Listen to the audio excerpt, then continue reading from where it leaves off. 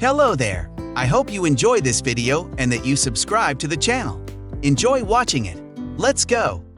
Ji-hoon Lee asked Taewon if she wanted to go for a walk.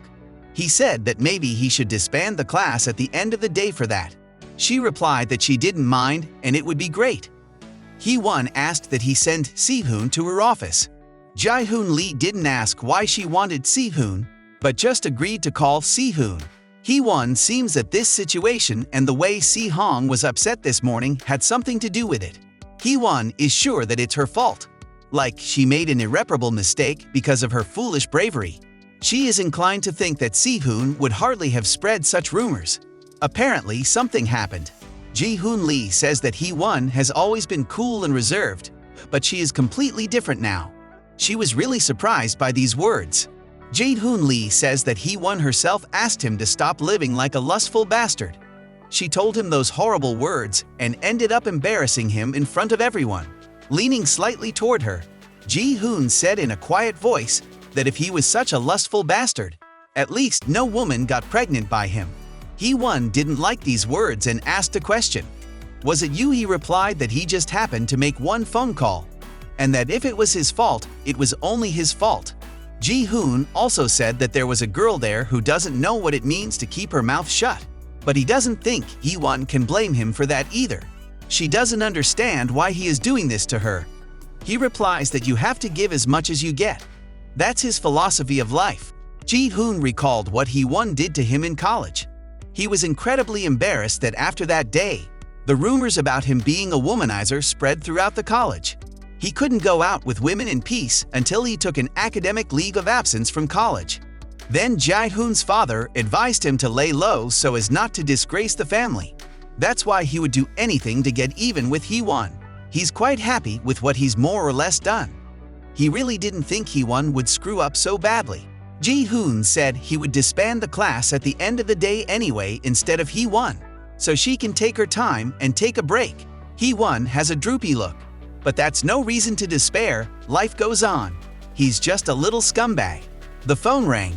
Hee-won tossed the phone aside. She doesn't want to go to school at all. For the first time since she became a teacher, she was afraid to stand in front of her students. She just wanted to run away somewhere and hide from reality. At first, she thought the suggestion was inappropriate, but now she can't stop thinking about it. They have Jool after all, and even if it isn't a loveless marriage, maybe they can be a family and live together. She taught her students diligently for almost 3 years. Hee-won was very proud, enjoying her job as a teacher. Frankly speaking, she wants to take advantage of his authority for a while so she can continue to teach a little longer. She feels like she is sinking lower and lower. Definitely, she needs to make sure it stays in her mind. She can't go through with it. Fictitious marriage. In fact, it's not just bad for Do-jung and Hee-won, but it's bad for their baby too. Ji-hoon asks Hee-won if she's going to class. All she did was remain silent. She walks into the classroom and just tries to be patient for a little while. She says hello to all the students, starts voicing the topic of today's lesson. At this point, a lady enters the classroom and asks who Mrs. Jang is here. Hee-won says that Miss Jung is she and asks who the mistress is. The mistress was surprised that Hee-won didn't know her. This madam turned out to be Lee Ken-soo's mother. Ken-soo? Hee-won said that she didn't know the reason why Lee Ken-soo's mother came here. But there's a class going on now, and it would be appropriate if she waited for a while. She was very perturbed by this. She said she couldn't just sit and watch a teacher like Hee-won teach her child. Hee-won became embarrassed by the situation. Madam said she wanted to continue the conversation in the principal's office and grabbed Hee-won's arm. The students are watching what is going on. Madame continues to pull on Hee-won's hand. Of course, it would be better if they left the classroom. Hee-won asks Mr. Lee to continue the lesson in her place. Next, Hee-won already pulled Mistress by the hand toward the exit of the auditorium. The whole class immediately started whispering. They walked out into the school corridor. Madame was outraged at what Hee-won was doing. Hee-won decided that the right thing to do for now was just to apologize. Eventually, she apologized for causing so much trouble. Mistress replied that Miss Jung was a teacher and she could not keep her personal life outside the walls of the school. She added that now rumors about Miss Jung had begun to spread throughout the school. She was outraged that Hee-won had the nerve to come back to school. She says that she wants Hee-won to go with her to the principal's office because there is nothing more to discuss in the school hallway. She also adds that she will not allow Miss Jung to continue teaching the children as if nothing had happened after that. Hee-won asked Ms. Jang to keep her voice down as lessons were now in progress. She again became indignant and said, "How dare Miss Jung tell her?" Si-hong heard this conversation and that they went to the principal's office. Si-hong decided to call Samkin. Samkin means uncle. She said that he should help Miss Jang. In the principal's office, Miss reminded the principal that Ken-su's father is the CEO, and he is very interested in the development of this school. The principal said he understood and respected Ken-su's father. The madam clarified that Ken-su's father has a lot on his plate and does not have time for such problems. She asked the school principal what he was going to do about the situation. He began to explain that he did not yet know how the rumors had spread, and at this point, the mistress interrupted him and said that she was not interested in how the rumors had spread. The principal clarified that it was necessary to find out if there was any truth to it. Mistress said that the source of all the trouble is Miss Jung, who is standing next to them. The principal asked Hee-won if she had anything to say. "And is everything said about her earlier true?" She remembered what she had been told earlier, that if the students' parents found out, Hee-won would receive serious disciplinary action for immoral behavior. Hee-won began to apologize for the rumors about her because it was bad for the students. She stated that she was ready to write her resignation letter, but on one condition. She would like to take a leave of absence because the sudden departure of the class teacher might cause some misunderstanding of the students. Mistress did not like the fact that Miss Jung was talking a lot. The principal reiterated, "Are the rumors about Miss Jung true?"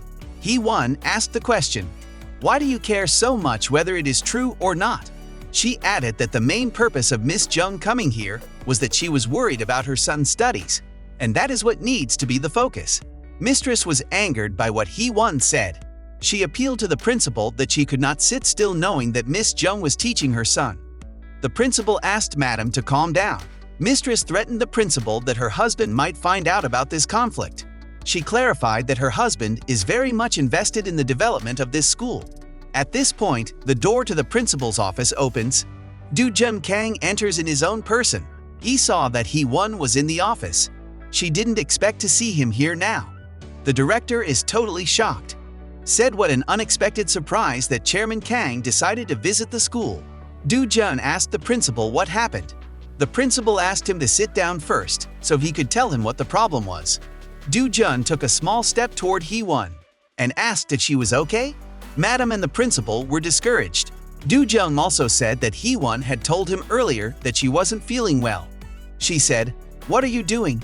Whispers to her to play along with him. She was surprised but agreed. Do Jun asked his secretary Lee to call a board meeting at this woman's request and adjust his schedule. The secretary clarified that the schedule was full until the end of May. He was surprised but asked if it would be difficult to adjust the schedule one more time. Do Jun took Hee-won by the hand, said the wedding was scheduled for April and Secretary Lee already had a hard time squeezing our wedding into the schedule. Hee-won is shocked. And not only Hee-won is shocked, the director is also shocked when he hears about the wedding. Do Jun realized that Hee-won probably hasn't told anyone about the wedding yet. He asked her to tell everyone about the wedding since the rumors had already started to spread in the school, but apparently she thought that the other teachers would be uncomfortable if she married the chairman. He added that she was so caring. The principal is still shocked and asked Chairman Kang that he and Miss Jung are together. Yu Jun said that Miss Jung wanted to keep our relationship a secret and that she liked being a teacher. So she was worried that our marriage might have negatively affected her work at school. It was as if the principal had been switched and said that the wedding would in no way negatively affect Ms. Jang's work at the school. In fact, he would be happy if Chairman Kang's future wife would continue to work at the school. But Mr. Khan is quite upset that some rumors ruined their plans. And he's also unhappy that Hee-won has been looking depressed because of these rumors for 2 days now. The director is discouraged and tries to do something about the situation. The director lied when he said that he was going to investigate to find out who spread these horrible rumors. Chairman Khan said it didn't have to be done, but the principal insists on getting to the bottom of everything. He assures that he will find the culprit and make sure this doesn't happen again. Do Jun says that since the principal insists on it, let him do as he sees fit. He also added that he was very interested. Why does this woman want to call a board meeting? She started to talk about why she decided to call a board meeting. But at one point she was interrupted by Do Jun and asked a question. I hope you didn't want to call the meeting because of Hee-won? He added that he didn't want to eavesdrop, but because Madam's voice was quite loud, he did hear something of the conversation, and he thought he heard something about Daesun Corporation. It turned out to be the company that had contracted with Dahan Electronics in February. Its estimated value is $70 million, and the company is in the power transformer field, and it is very dependent on the company that Do Jum Kang runs. Madam apologized to Hee-won and said that apparently there had been some kind of misunderstanding. Hee-won said there was no need to apologize, and Do Jun Kang asked her if she was sure there was no need for an apology. He put his arms around her face and asked if her feelings were hurt, since it happened in front of her students. Hee-won replied that it was okay. Madam apologized again and said that she was very concerned about her son's studies, adding that she had been too hasty with her conclusions. Hee-won once again asked her to stop apologizing and raise her head. Do Jum Kang still didn't like what happened earlier. He said that there was nothing more to discuss. Asked the school principal if he could take Hee-won with him, if that was okay with him. Since she is very tired to teach lessons, he would like to talk to her alone. The school principal, of course, was okay with that.